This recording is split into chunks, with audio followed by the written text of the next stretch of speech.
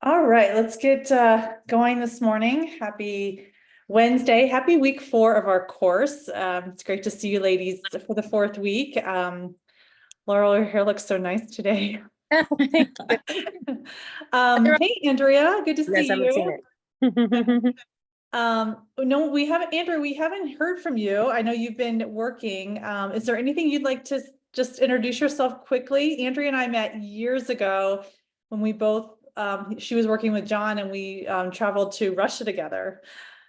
So just give us an update of kind of, where you are in the menopause journey and maybe your biggest struggle right now. Sure, thanks. Now I've been following along. Unfortunately, I have meetings on usually at this time. So I am 48, and so I've been listening to others' stories and similar, I guess. When I was younger, I didn't have much issues with weight or anything like that overall. I mean, I was kind of just like the normal, not super skinny, not super except maybe like right when I was in high school, I had a lot of stress and I actually was underweight. And then I had 2 children, and prior to having children, I could do the exercise, eat, and I would, keep the weight at bay. I think after children is when I actually had struggles, right? I started having the belly fat and that sort of thing. And right before I turned 40, I really started dialing in and focusing on working out regularly and doing and eating, appropriately and all of that at that time. And I really improved my, health and, keeping track of my weight. In the last 2 years, though, it stopped working. So I kind of running into the issue of, no matter how much I, worked out 5 days a week, I was eating pretty regularly in the right order. And in some ways I kind of gave up too at the point, it was like nothing seemed to work anymore. And then about, I guess it was a little over a year ago, I actually started having extreme pains and cramping during my period, or I'd go for, 100 days and not have a period, right? So then I went and got blood work done, and it, I definitely was in perimenopause, they told me. But they were going to give me just like birth control and progesterone, and not really talk about what else I would do. And I actually have a history of migraines, and I was actually told at the time with my migraines that I shouldn't be taking any estrogen. So I actually was never on a birth control pill. So I actually didn't do that. I actually took out, I was taking kind of a energizing drink with my workouts in the morning that actually had caffeine, and I usually get triggered with caffeine. So I took that out of my diet and I stopped having the pains that I was having. However, my weight is still not as under control. And the other thing that I found out is that I potentially have issues with my thyroid. So that's another thing that I wanted to look into. So I was really interested in the conversations you guys have had around hormones, because I kind of felt like I was getting from my, general practitioner, we need to deal with your thyroid. My gynecologist was like, well, let's just put you on birth control and see if it regulates things out. And no one was kind of like looking at everything as a whole. And that's kind of, I think, where I'm stuck right now, is like just trying to figure out, like, how do I get, the help I need to look at everything as a whole, right? Like, and not just do one thing over here and one thing over there, kind of have it more systematic is I think what I'm looking for. Yeah. Oh gosh, thanks for sharing that. And yeah, I'm just so glad that you are being proactive, because you're right. Like when we go in with a lot of these symptoms, it's, we get treated for we get the SSRI for the depression or anxiety, and then we get the birth control pill to regulate our periods, and then we get the something else for the heart palpitations, and then we get the creams for the dry skin. It's like we need someone to look very holistically at everything. And I think starting with the hormones, like we said, the bottom of that, and I'll bring up our pyramid again, but the bottom of that pyramid is really, balancing hormones and getting your thyroid. I would say that would be the number one thing I would address first. And then then you can move on to some of the other things. Of course, all of it you want to do at some point, but starting there sounds like a great idea. And maybe even a functional medicine doctor.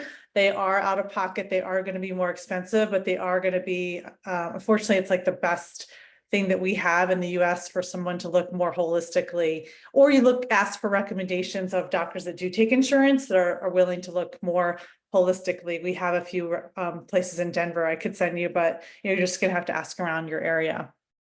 But glad you're here. So, week 4, again, we've been building on this pyramid, creating our base of addressing hormone imbalances, which does include thyroid, really getting that in a good place. And then we're going to layer on sleep and stress, because we're never going to lose the belly fat. We're never going to change our metabolism if our sleep and stress isn't where it needs to be. And again, these are all the work in progress, right?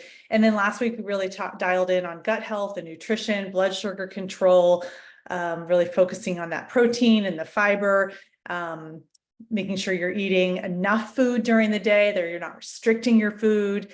And then today we're going to put the little top of the pyramid on with exercise and strength training. Oh, let's just, before I dive in, is there anything anyone else wants to report back from their homework? Trying to get enough protein in, maybe tracking some protein, maybe listening to the podcast. Is there anything you guys want to report in for the week?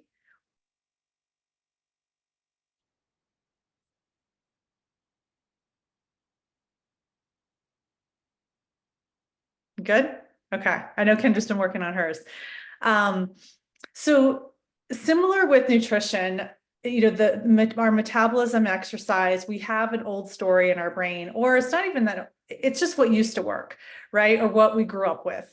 And my mom was here visiting last week and we were laughing. I would go with her to our church basement 3 times a week for her to do this aerobics class. And basically, like, this is what I remember, is these women in these tights, dancing around, and we were laughing, like she had so much fun doing it. And there's nothing wrong with a good old aerobics class. I've done plenty of them, but we were definitely sold the story of skinny. You want to work out to be skinny, right? You want to work out to burn calories. Like, that's why you did most things that you did, right? Especially in our 20s and 30s and 40s, is like, you work out to burn calories. That's what it meant. And so we did long workouts. We did lots of cardio. There wasn't much emphasis on strength training. I was an athlete in high school. The boys went to the strength training. They had their weights and they would do strength training. The girls didn't do it. Like, no one ever introduced us to weights in high school. And that was in the early 90s. So I'm really glad this story is changing. But again, we were told to exercise was to burn calories and to be skinny. So thank goodness that's not the story anymore. We have a new story. And I think it's causing us to do some rewiring in our brain. A lot of us still, think, okay, I want to lose weight, so I want to go on some really long runs, or I want to go to the Orange Theory classes, and that's working against us now. So the new story is we really want to focus on strength training, and that's to build muscle. We want to focus on sprint interval training, and this is all based on research, guys. This is not just me pulling things out of here, and I will share where I've got a lot of this information from. So sit training sprint intervals, and that's going to help us lose fat.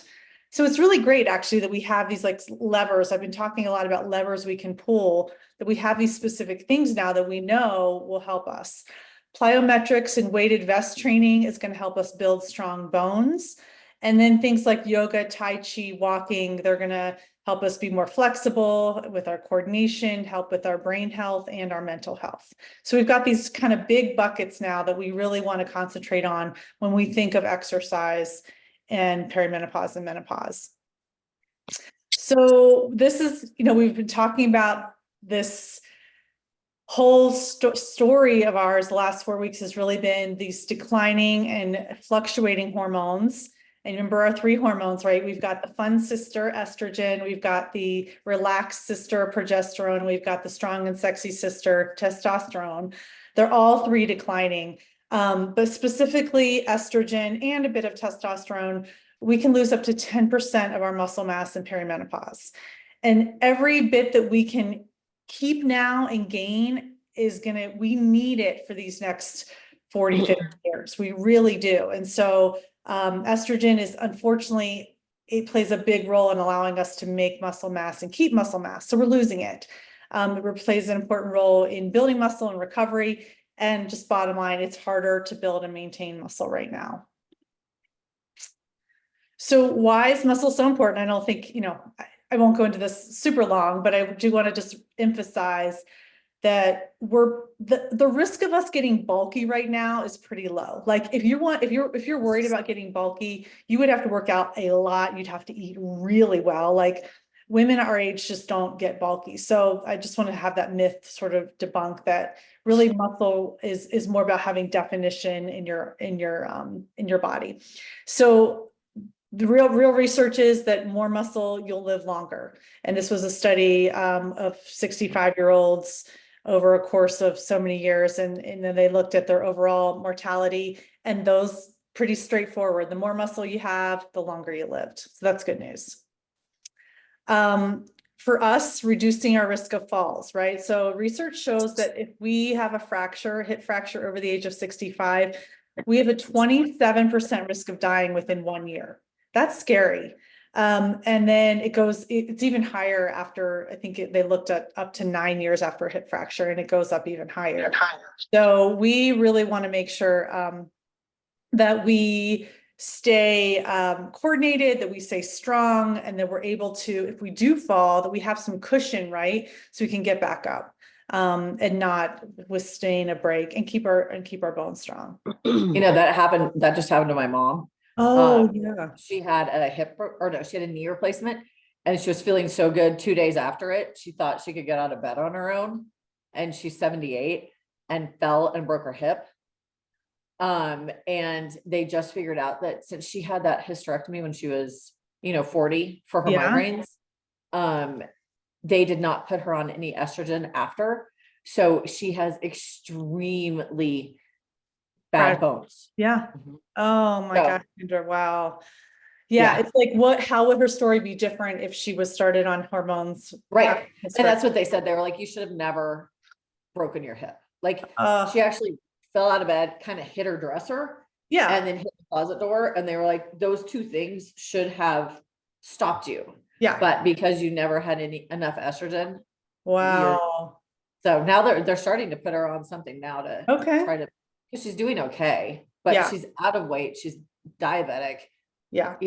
Just everything going against her. So okay, well, we'll be thinking about her, but that's the thing is we're gonna fall, right? We're gonna fall as we get older, just in life, but we want to be able to have a little bit of resilience and be able to withstand that fall without it leading to a break.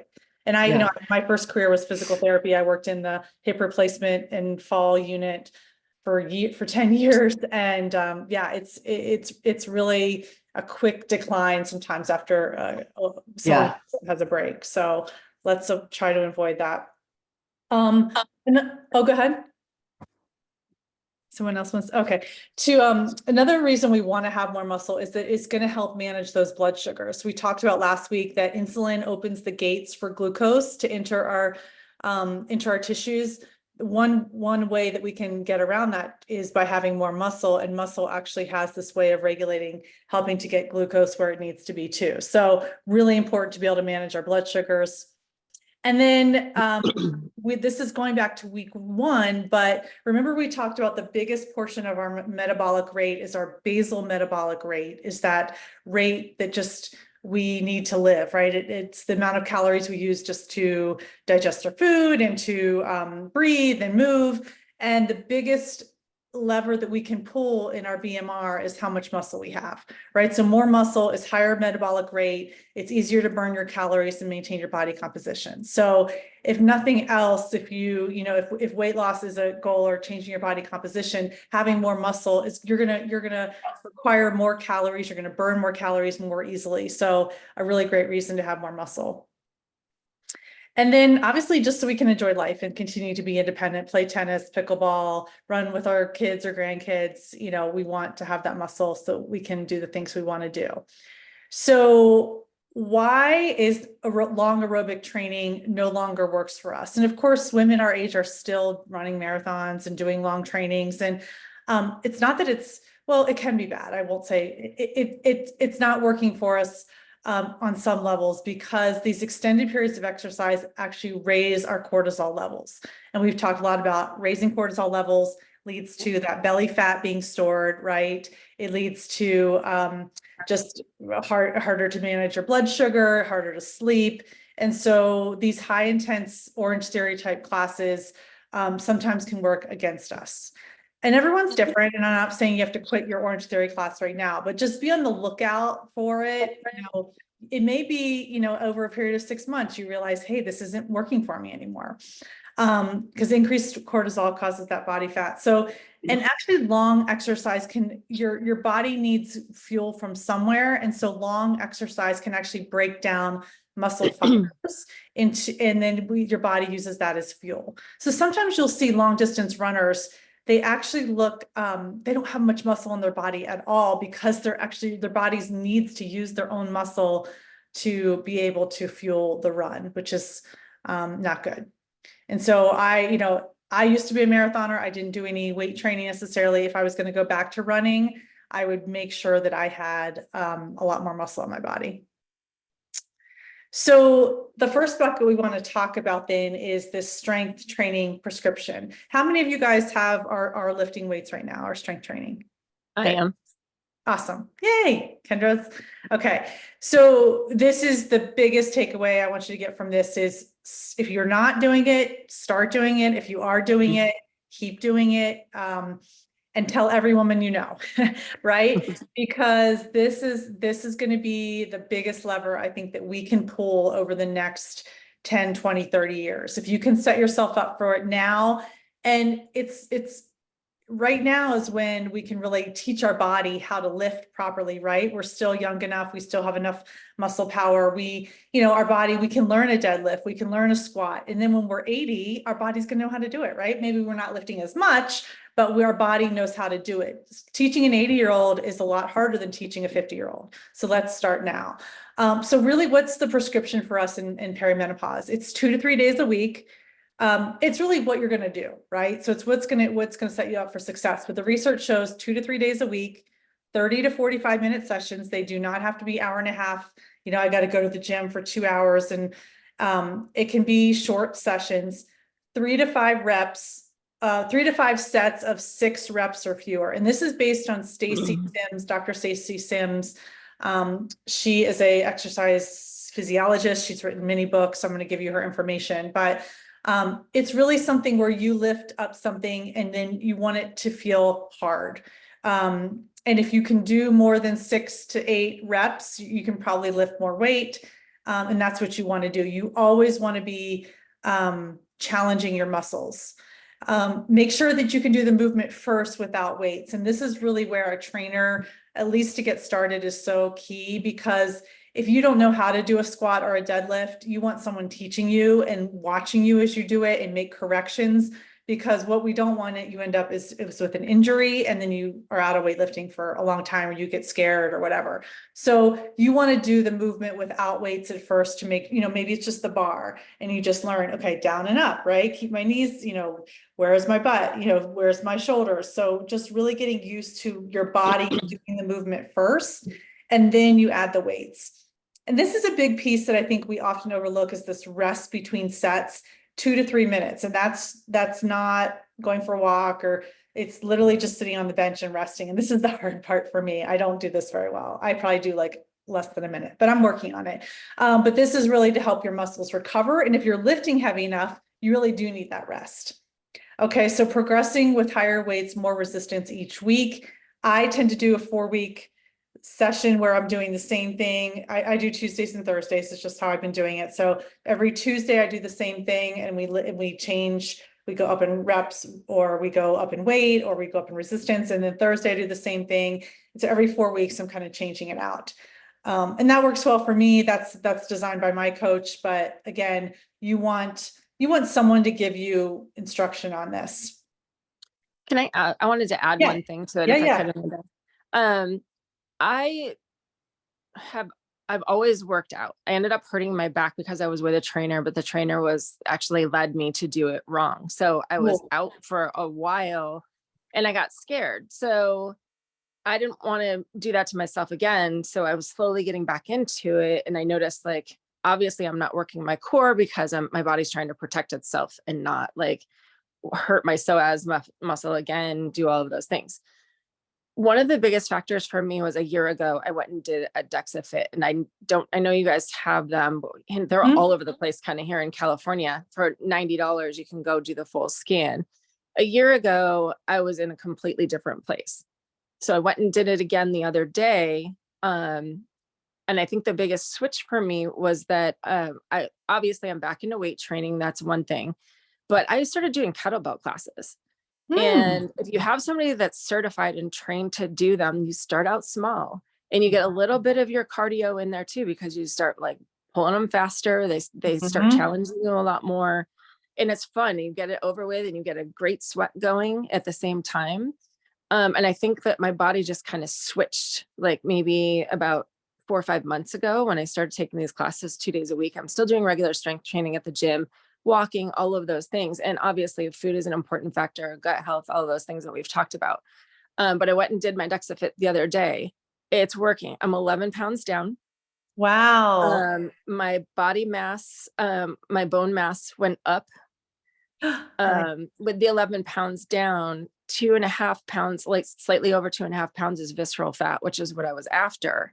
Wow. Because that's all the fat that's like sitting on our organs that's really unhealthy. Yep. And she said, whatever you're doing, just keep doing it. At this age, we get stuck. And I can't say enough, like change it up and do different things during the week and like really challenge your body, because it started mixing me up. And I was like, oh my gosh, I went and when I got that weight, I walked out and I was so happy because it's like nothing was working. I was just in this funk for like a year and a half, 2 years, but it will happen. You just gotta like keep at it and find something like that. I would strongly suggest kettlebell classes. It's changed up. Oh, that's great. I don't know of any around here, but I will certainly look and I can share it with all the Denver people in the group, but that's great. Well, thanks for sharing and congrats on your changes.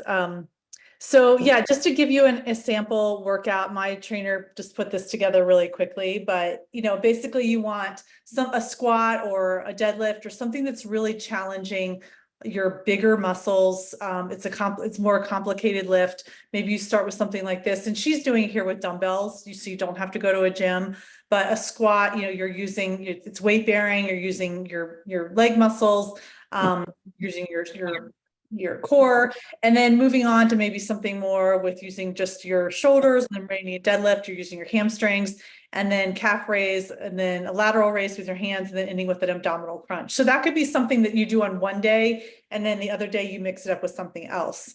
But you can see you could get through this easily within half hour, 40 minutes. And then you would either raise the weights the next time, or you would go down, more than likely you would raise the weight. So this isn't something you can just, with this sample, and I'm not saying you can go to the gym with this today and get started, but I just wanted you in your brain to kind of see that it's not that complicated. You can do it with dumbbells, and there's not that much equipment that's needed. Ideally, you'd have a squat rack and a dumbbell, be able to do a deadlift in front squats and back squats. And I mean, those are all fabulous for us right now, but you can get started with something like this. Again, how to get started. This lady, I just came across her this week. She looks so fun. Her name's Train with Joan. I would recommend following her on Instagram. Her daughter, I think, is her trainer. And I don't think she started training until her 70s. So again, we've got 20 years on her, guys, or more. So she looks fabulous. She's gaining muscle. She has a whole online course that looks like. Another one that I found is called Haley Plummer. So if you're looking for something online, that would sort of be my last recommendation. I always recommend going with a trainer or a class first. I just think if you're new, you need that accountability, you need that instruction to hopefully prevent any injuries. But there are YouTube videos and online communities, and ask around. This is a great chance to ask around in your neighborhood. I even just had to ask someone I really liked. She wasn't doing like classes, and I just asked her, hey, would you train a couple women? So, you can always ask too, hey, would you do a class? So equipment for For me, really quick, for me, it's the best money I ever spent. It's in a Yay. really good, we Uh-huh. go to the same place, Amanda. So, Yeah. and it just, one, it's community, and otherwise it keeps you accountable. Like the stuff that you can perform by yourself, it's different, I think, Yes, I totally agree. that if you're in a community and a person that's pushing you. Yeah. So I always joke, like, that's why I pay somebody. It's just to keep me real and push me to do better. Love that. Yeah. Maria and I both go to Lodestone Strength if you're in Denver on Kearney Street. It's a great place. And in fact, I'm going to have an event there, I think, Maria, and just invite women 40 plus to come and see it, because also you want to fail sometimes in your weightlifting. Like that's important to know where your limits are. And so you want that coach to be able to be there and catch the bar, or, I've failed a couple times, which just means you have to let the bar go or whatever, but it's a good feeling. You're like, oh my gosh, I'm at my limits. I'm getting stronger. And so really having that coach there to help you is important. And again, you just don't want to go with anyone. You really want someone who has the certifications, that they've worked with women, they've worked with women 40 plus, and get recommendations. So again, a good set of dumbbells, not necessarily the three pounds. We want to go heavier. So you want something that's, 8, 10, 12, 15, 20, 22 pounds or more. And you're going to be lifting a lot more than this when you really progress. Some sort of mat, so you can do some ab exercises, and then some bands, you put them around your, you can do stretchy bands, you can put them around your legs. There's all kinds of things you can do with bands. So if you're just trying to do like a home setup, this is probably what I would go with first. But again, ideally, that's why I go to the gym, is that my garage is not that appealing. So I just don't do it. So I'd go to a gym. We talked about a lot this last week, but fueling your muscles. So you want the stimulus right from the workout, and then you really have to, the diet piece is so important for building the muscle. You really, the research is saying for us, we don't want to work out fasted. This will increase our cortisol, we'll end up eating up our muscle that we do have. And so having that protein carb snack before you work out, it doesn't have to be a full meal. It could be a bar, it could be a piece of fruit and some nut butter on it. But you do want that snack before you work out, and then 20 to 30 grams of protein within 45 minutes of working out. Again, to replenish the amino acids, you want your body to have all the things it needs to build muscle, staying hydrated, and then really thinking about getting your protein in throughout the day, that 1 gram per pound of body weight. All right, this is that second bucket, sprint interval training. And I think this is where also the kettlebell class could come in. This is fun. And I think a great way to mix things up, and to know that it's like your best bet for burning fat is awesome. So you're going to do your strength training, and then at the end of strength training, and I'm going to give us a sample like week of exercise, you could add in some sprint interval training. This does not mean running. A sprint is literally just going fast at something. So it could be a jump rope, it could be biking, it could be hill sprints, could be running, rowing, burpees. But you're going to do for 30 seconds or less, as hard as you can, and then you're going to follow by a period of rest. And so you're going to repeat for, start with 3 to 5 minutes. So maybe you do 30 seconds on, you take a rest for 90 seconds, and then you do 30 seconds on and 90 seconds, and maybe you do 3 sets of those. Okay. And this is really going to up your body is going to have this fat burning, release. You're going to give your body the, just clues to burn fat. So it's going to recruit fast twitch muscle recruitment and improve your insulin sensitivity. So this is from Feisty Menopause group. So sprint interval training. It says after a good warm up, push as hard as possible for 20 seconds, go super easy for 10 seconds. So they're not giving you much of a rest here. Repeat 6 to 8 times, recover 4 to 5 minutes with super easy activity, and then repeat another set. So I've heard a few different things. This one's resting very little. Other places I've read, you want to rest, until you feel fully recovered. So that may be up to a minute or 2 minutes, depending on what you're doing. Okay, so these are really fun. You can do this on a treadmill by walking, putting up to the highest hill you can, putting up the speed. You don't have to run, but it's, go really hard and then put it flat and let it rest. And actually I was at a hotel a couple weeks ago and I tried this on the treadmill, and it's just fun. Your workouts go so much faster because you have like this little routine versus just getting on there and running. It's just, I find it so much better. Okay, that third bucket we're going to talk about is plyometrics and weighted vest training. So this is Dr. Stacy Sims, her book Next Level. She says when you do plyometrics, which is basically just jumping and making sure that you are you're using it's really good for your bones. You're using the ground, I guess, to the ground forces to help you build your bones. So when you do plyometrics, you wake up otherwise very quiet genes inside your muscle cells that stimulate those cells to improve power and even composition of the muscle itself in a way that improves the integrity of the muscle, the contractile strength, and its response and reaction time. So this is great news. Again, we can add this in at the end of a strength training session. And this could you could add this in as part of your sit training. So maybe your sit training is actually jumping for 30 seconds.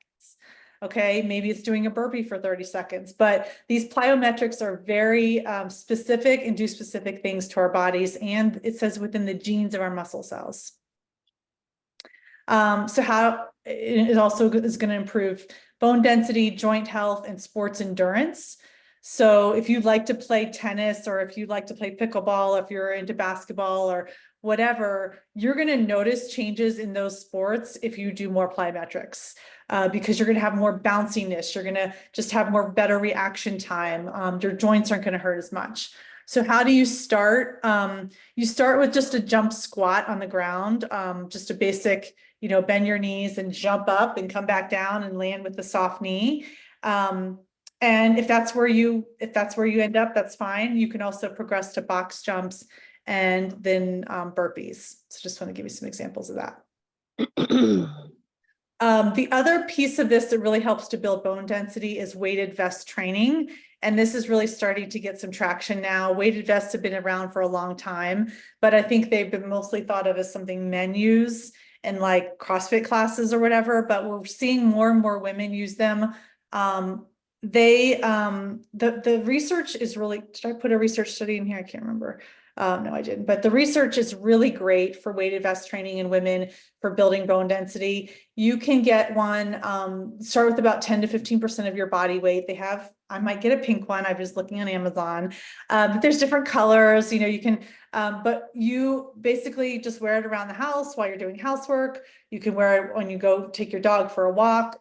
You can wear it for your resistance training, like plyometric training, but it's so good at helping you increase your bone density and decrease the risk of fracture. So this is kind of a fun, maybe Mother's Day is coming up. Maybe you ask for a weighted vest if you celebrate Mother's Day and want a gift. And then the final bucket is just this idea of movement or exercise for just our mental health, flexibility, and for detoxing. There's only so many ways that toxins can leave your body, and sweat is one of them. They also leave our body through our breath and through our urine and through our feces. So sweat's a big way that we can get rid of toxins. So allowing your body to sweat is really good. So if you don't do that through exercise, obviously the sauna is a really great way to do that. Or I go to hot yoga, which helps me to do that. But finding a way that you can sweat a couple of times a week is great. So I feel like Denver, it's kind of hard to sweat because it's so dry here. So finding a way to get those toxins out is a reason you want to exercise. And also when you're exercising, you're breathing heavier. And so that also releases toxins from your body. Yoga and Tai Chi. I've been doing yoga now for many years. It has completely changed my nervous system. Tai Chi, I've heard great things. I've never really done it. But again, this idea of just something where you're moving your breath to your body, linking those two, really helping to calm the nervous system, especially, you want to get into that parasympathetic nervous system. There's yoga to help with sleep, yoga nidra. Again, there's videos and classes. And if you haven't found a class of yoga or Tai Chi that you love, keep looking. There's so many different kinds and teachers, but great for mental health as well and balance. Walking is great for brain health. There's so many great studies that show the brain, different parts of the brain light up when you walk. Try different routes, try, walking different paths. It's good to change things up, especially for the brain, to challenge it. And then I think doing things just that we love, right? Dancing, tennis, pickleball, all of those other sports are important. So a quick idea of like a sample week of movement. Again, this is going to have to be prioritized. You're going to have to put it in your schedule. You're going to have to talk to your family. You're going to have to find out the classes. Like there's some work behind this, but it's going to be so worth it. And I know all of you are already, doing this and more. So this is really for someone who's not moving much yet, but I really wanted to kind of give you an idea of what a week of movement would look like for a woman our age. And so Monday could be strength training for that 45 minutes. You're going to end with that 30 to 5 minutes of plyometrics and sit at the end. So you might do that, 20 seconds of burpees and then you rest, and then 20 seconds of box jumps and then you rest, right? It's not 20 minutes of that, but you're talking 3 to 5 minutes of something where you're jumping at the end. And then maybe in the afternoon, you take a walk with a weighted vest. And then Tuesday maybe is your yoga or Tai Chi day. And then you later do a walk. A walk can be 20 to 30 minutes. The research is saying like 7,000 to 10,000 steps is great. But again, if you don't have a way to track your steps, but just somewhere where you're moving, about a half an hour a day is good. Wednesday, you go back to that strength training. You walk in the afternoon with your weighted vest. Thursday, you do your class with yoga or Tai Chi again. Friday, maybe you do something for fun, play pickleball with a friend, go for a hike. Saturday, I don't do strength training 3 days a week. I just haven't been able to fit it in my schedule yet. But ideally, if you wanted that third session, you could do it on Saturday. And then Sunday is just a rest day. Maybe you go for a walk. Maybe you go to the sauna, something that's just totally filling you up. But this is a good flow. And I know, does anyone want to add anything? I know you guys all have your flows, but what do you guys do?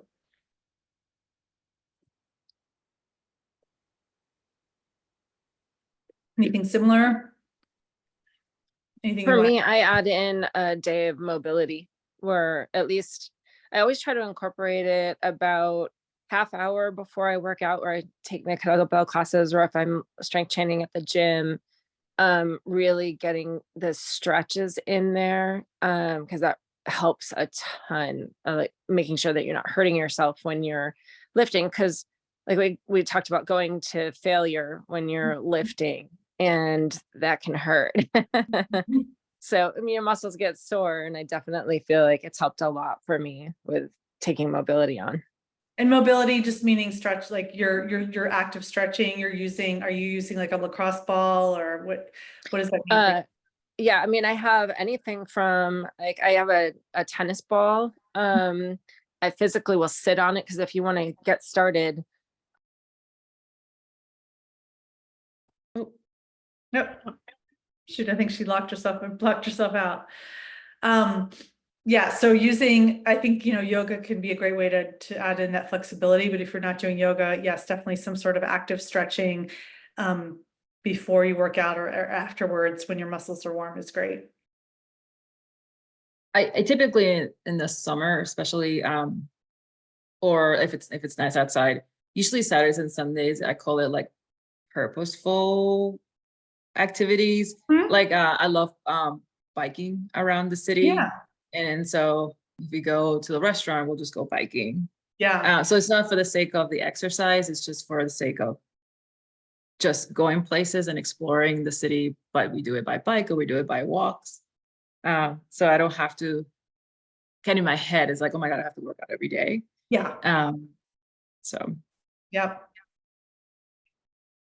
I walk and do yoga, but that's about it. Again. Yeah.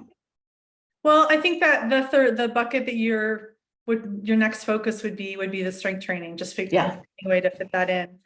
Which I love to do it. I just don't. Yeah. So Just what do you do now? Yeah. I do all of it, what you're saying here. I love weight training, so I prefer that over cardio anyway. But my friend and I are training for a 20-mile hike, a Mammoth March coming up in June. So I've been doing more like treadmill with incline, just trying to get ready for that, or walking Awesome. outside when I can. Yeah, great. And that's going to be, you're going to be so strong for that hike. Like a lot of people probably going in aren't going to be having the weight training behind them. So that's going to be really awesome.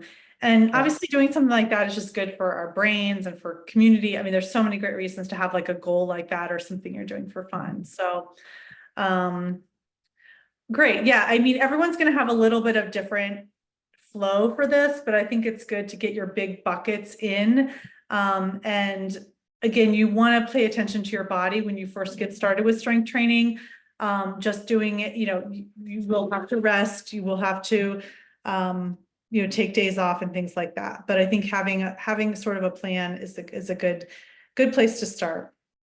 Yeah. My director, if you are a numbers person, I'm a numbers person. Yeah. So I track everything that I work out on. So if you have an app that, tracks your progress, it's a very encouraging thing to do. So the next time you come, first of all, you come in not knowing what you're doing and then how to track against it. I love that. Yeah. Are you using the Heroic app? Is that the Yeah. one? Yeah. So that's a great point.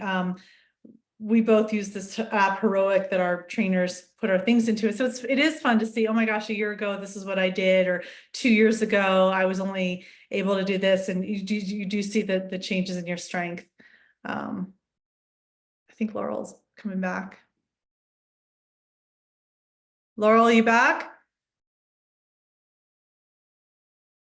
Yeah, just let her in, I think. So we've talked a lot about supplements, bridging that I'm back. gap. Help. Okay, great. Sorry about that. Your phone die? Somebody tried to call me and I hit the wrong button. And I was Oh. like, oh. Yeah, you were talking about stretching. You said you use a tennis ball and Yes. So you can start out small with a tennis ball. When you're lifting and doing a lot of like leg exercises, things like that, your glutes really start to hurt. So if you start out small with a tennis ball and you actually sit on it and just like roll around it on your glutes and then go up towards the middle of your back, roll backwards. I can try to see if I can find a video that my trainer sent me. And then progressively you can use a softball because it gets harder. Yep.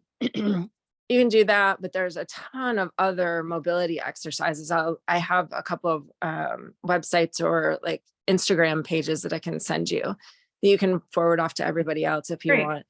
It's more like pigeon, where you are leaning forward and you're stretching out your hip muscles and, really getting those things going before you try to like do any major exercises. Yeah, love it. Yeah, there's my husband read a book, Supple Leopard. That was like, I know that's a whole like Instagram page that's really great. So yeah, of course, keeping our mobility, keeping the range of motion, because you can lift as much weight as you want, but if you're not going through the full range of motion, you're not going to get as strong as you could be, right? So we want to keep that range of motion there. And how many older women do we know that can't lift their arms above their head, right? Can't put their bra on. So we want to keep that range of motion there and then add the strength on top of it.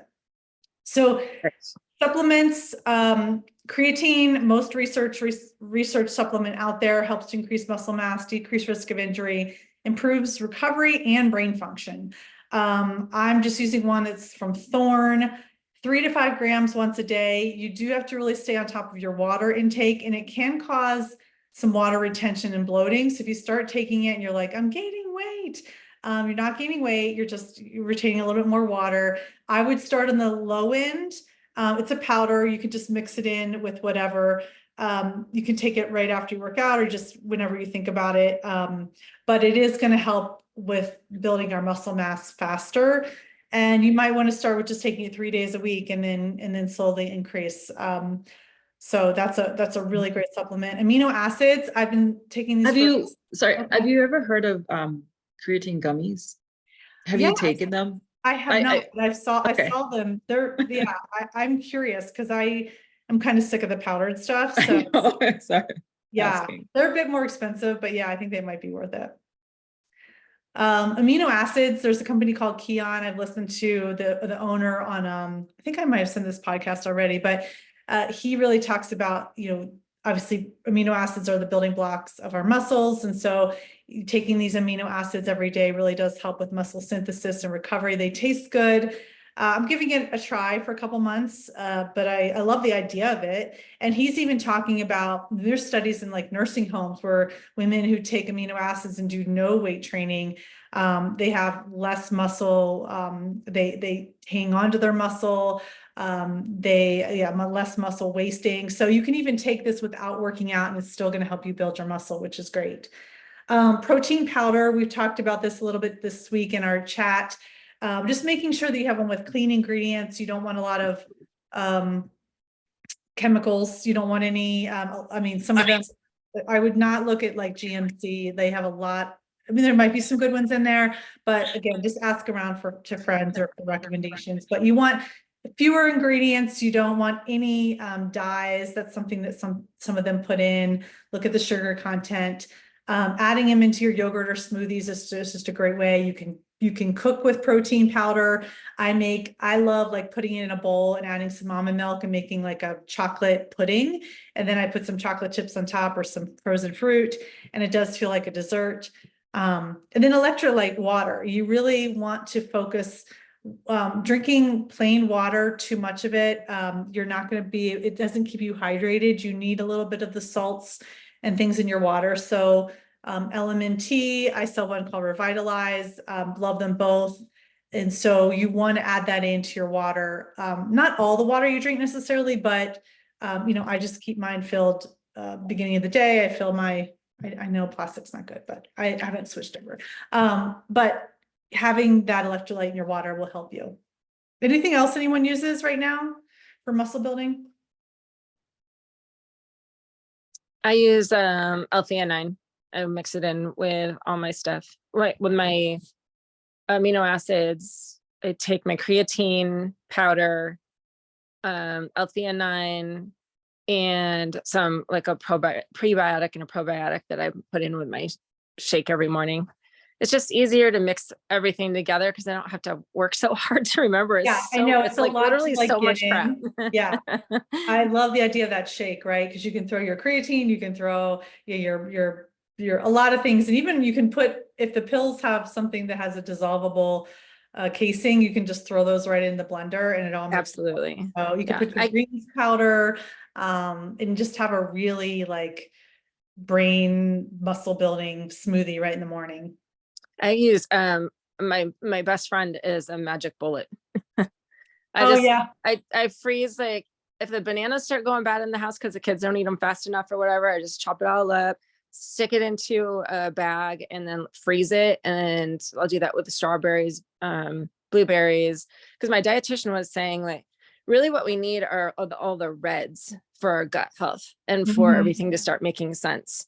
So that's the only way that I'm going to do it, because there's no way I'm going to walk past the refrigerator every day or be at home and just be, oh, hey, let me grab some strawberries out or raspberries or blueberries, so if it's just at my fingertips every morning, I just get it done and out of the way.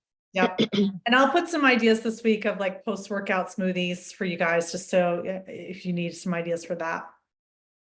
All right. Well, we are wrapping up our 4 weeks. So let's just do a quick review. I said this in the beginning, but, really building on this pyramid when this whole class has been about metabolism makeover during menopause. And so we are different beings right now. We have different needs. We have different hormones. So really being able to change our metabolism is really a multi-step approach. It's not just eat less and exercise more. And hopefully you got that main message from me over the last 4 weeks. So it's really about addressing our hormone imbalances, getting the help you need there, finding the right resources, finding the right doctors, getting your hormones tested. This may be a months long process of like, what do I need? What does my body need right now? And probably just as you get it right, you're going to have to go up in doses or whatever. But this is a big piece of changing your metabolism. That next big piece is the sleep and stress. This is about putting ourselves first, right? It's about, just gone through, several decades of probably not putting ourselves first. So it's really a switch in how we treat ourselves. And it's okay to rest now. It's okay to not be go, go, go. Not sleeping is not a badge of honor, right? The more you do, is not better, right? It's really about, I think, changing our own boundaries, putting up some more boundaries around these things, and putting ourselves first. And then this next big piece is the nutrition, really fueling our body for muscle building, fueling our gut, fueling ourselves to feel good, to have great brain function, fueling ourselves so that we have energy. It's not limiting how much we can eat so we can lose weight or cutting calories. It's really like, how can I love the word, nourish. How can I nourish myself daily? And what I'm eating nourishing me? Is it fueling me? And then this final piece of like, let's be badass, strong, sexy women for the next 20, 30 years. And it starts now, right? If you don't start now, I don't want to scare you, but you're losing years off your life later. And not just years like you're going to die earlier, but just functional years, right? And so if you start now, you're going to set yourself up for success. You're going to feel more confident. Your bones are going to be stronger. So all of this is related. And it doesn't have to be too complicated. Hopefully you got that from me as well. It's like, there's some big buckets, yes, but it doesn't have to be overcomplicated. So I just kind of went through all this. My top recommendations are to address your hormone and thyroid imbalances first, prioritize your sleep, prioritize you. Yeah, all the things I just said. And so setting yourself up for success, scheduling your habits, guys. If you are your habits, whether they're good or bad, whether they're working for you or against you, you are your habits right now. So just being aware of, hey, this is my habit. How can I tweak this just a little bit right now to have this work for me? Maybe it's walking out to your car. You always have your coffee. Can you have your coffee and your bottle of water, right? Or maybe before bed, it's, they always talk about, make sure that you brush and floss your teeth. What else can you add that? Maybe it's that you brush and floss your teeth, and then you add in your magnesium glycinate before bed, and you listen to your yoga nidra before you go to bed. So it's like stacking the habits is really important. Focus on being fit, strong, healthy versus skinny. Focus on how you feel in your clothes versus the scale. Not even how you feel in your clothes. Like, I want you just how you feel in your body, right? I want you focus more on that than the scale. I want you to, we want to feel strong and sexy and just good in our bodies versus like have this number on the scale dictate how we're going to feel. Eat to fuel your body and brain versus restrict calories. And then my whole idea with this class was like, let's have this, have you start talking to your friends more about this, seek out advice, and don't stop until you feel great, because you're worth it.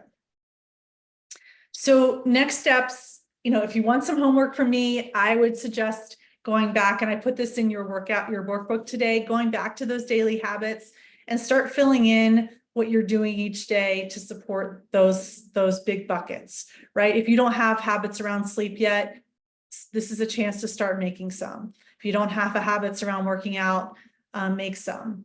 You each get a free coaching session with me, so I'll send on that link so you can schedule that. And then I would love for you to provide any feedback, definitely feedback like, hey, I would love to have had this, or can you add this in for next time?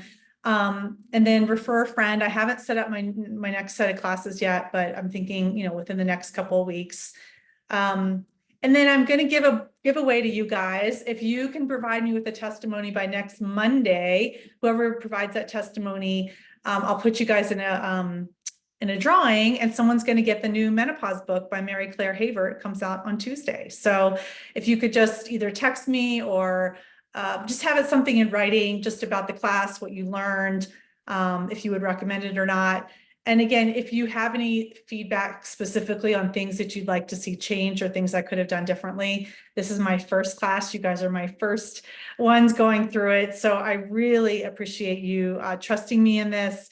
You guys are already so far ahead of the game. I'm so proud of you for putting yourselves first, just for this hour every week. And then all the good things that you're doing to set your body and your brains and your muscles up for success for the years to come. So I do think we're changing menopause. I think we're changing the story for our daughters and granddaughters. So that's really exciting to me. So thank you. Does anyone have any final thoughts or anything they want to share?